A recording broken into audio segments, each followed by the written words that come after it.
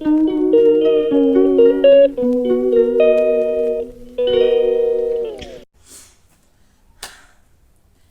guys, what's up everybody, and welcome back to House of a Warrior. My name is Lauren Adoyo. If you're new here, karibu sana. If you're an old girl, thank you so much for coming back to watch another video. Thank you for clicking.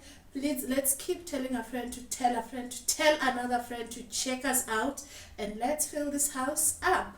Okay, in my previous video I had my sister here, and we were trying to explain just a little bit of what a crisis feels like.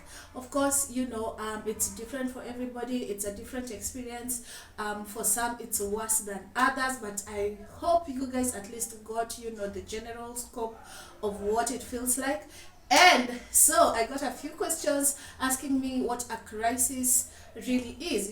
Now the definition of what a crisis is, what causes it. Although I'm not going to go deep into all that yet, because that's like a whole lot of information. What I'm going to go into is what a crisis is and the different types of crises that we have, because there are different ones. Okay, so grab a pen or a notebook, or save this recording, download this. Please subscribe if you're new here. Please kindly subscribe. Let's get to 1,000 subscribers.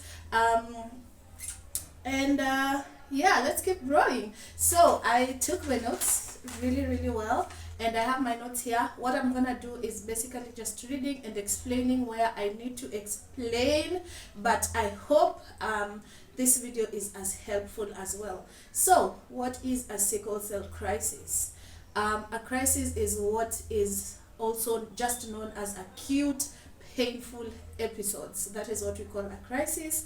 It is a new onset of pain that lasts for at least 4 hours, of which there's no explanation. In the beginning, it's just pain. It's just pain. So it could go from 4 to 6 hours and goes on to a week and goes on to 2 weeks and sometimes even a month when you're just in pain. Okay, it is the most common symptom among patients with sickle cell disease. So when you start getting pain and all that, this is the most common symptom, other than fatigue, other than your yellow eyes, other than exhaustion. Like there's a host of symptoms to show that someone is a sickler or someone is a warrior, but a painful episode is the most common, because that is the one thing that we all have in common, is that we experience this pain. Okay, so our types of sickle cell crisis. Okay, there are 4 types of sickle cell crisis: acute chest syndrome, also known as ACS, a plastic crisis, and a splenic sequestration. You guys, some words are still very difficult for me to pronounce with my Bell's palsy, but if you do not hear exactly what I'm saying, I'm gonna try and put captions down below. And the 4th one is the hyperhemolytic crisis. So let's start with the acute syndrome, because that is the most common one of them all. This is what I have been suffering from, you guys.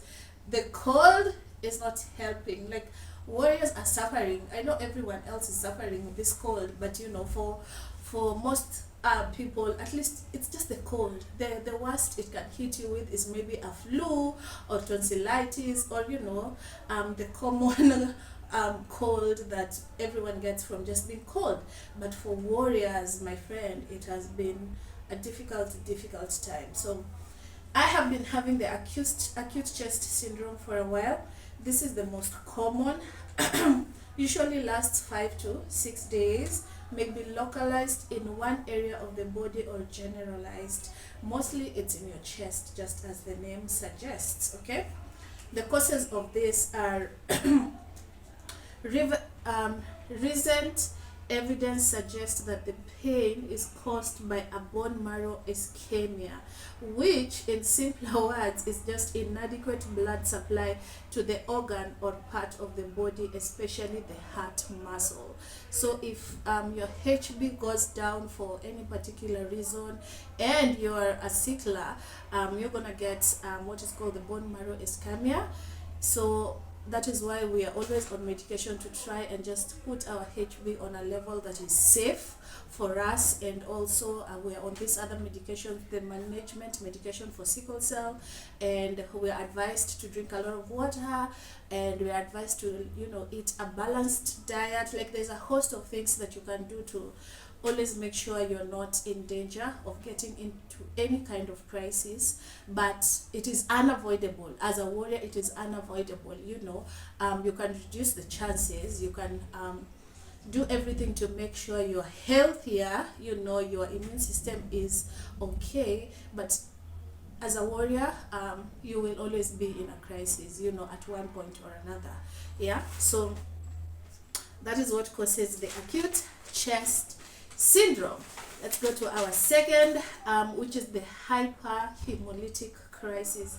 It occurs due to infections, certain drugs, or toxins. You guys, I cannot see. I cannot see. First of all, I can't see. Secondly, I cannot even pronounce words correctly. Like, I'm a mess. I'm a mess. But I hope you guys can hear me. I hope you guys can understand me. So this one is caused by infections, which is also really common. Certain drugs, you know, if you're given the wrong medication, toxins, and this results in acute increase of RBC's destruction.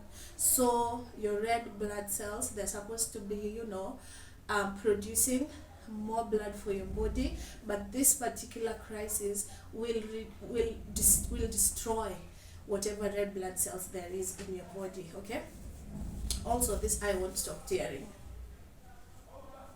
Okay, our third crisis is the it's called aplastic crisis, which occurs when there is temporary suppression of the RBC's processor. Gosh, I wrote this myself. I don't know why I cannot read it. First of all, there's light over there, and that is just messing up my vision. But aplastic crisis occurs when there is temporary suppression of the RBC processor cells in the bone marrow. I hope I'm saying that correct, you guys. It is caused by a viral infection. Yes, you guys, our immune system is always in the trash, in the gutter. So anything little can give you a crisis, even a viral infection. Okay. The last one, which is called a splenic sequestration crisis. Like, I had to practice that word so many times. It occurs when the spleen enlarges rapidly, and many warriors, by the way, many warriors out here are walking without their spleens, because this particular crisis causes a lot of pain, and the only solution is for your spleen to be removed. So it rapidly enlarges, and then trapping RBCs and preventing them from re-entering the blood system. I hope you understand that, because all these things are pretty much self-explanatory. If you've been watching my videos for a while, that now you know what RBCs mean. And yeah, so basically the spleen is what causes the splenic sequestration crisis. Okay,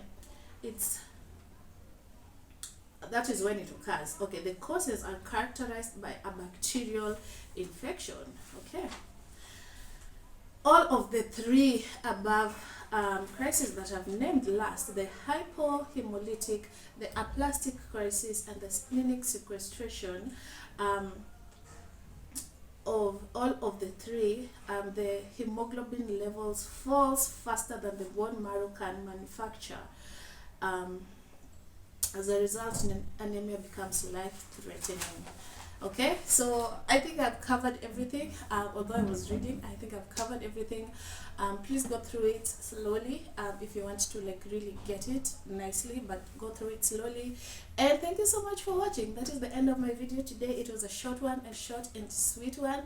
Thank you so much for watching. Please leave a comment down below, and I will see you guys in the next video. Please keep telling a friend to tell a friend to tell another friend to check us out, and let's fill this house up. Okay, bye.